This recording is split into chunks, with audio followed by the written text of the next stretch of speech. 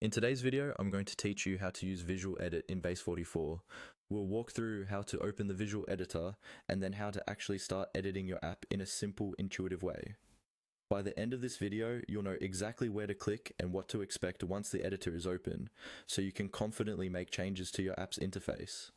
First, make sure you're logged into your Base44 workspace and that you have the app you want to work on open in the editor.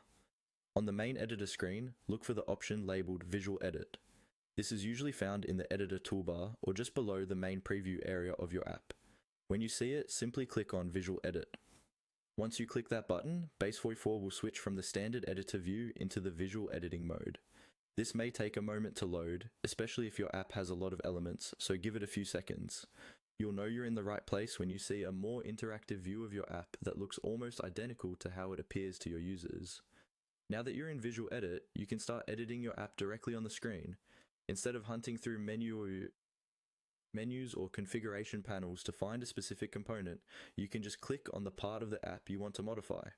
For example, if you want to change a text label, click directly on that text. A small panel or sidebar will appear, allowing you to adjust things like the wording, style, or formatting.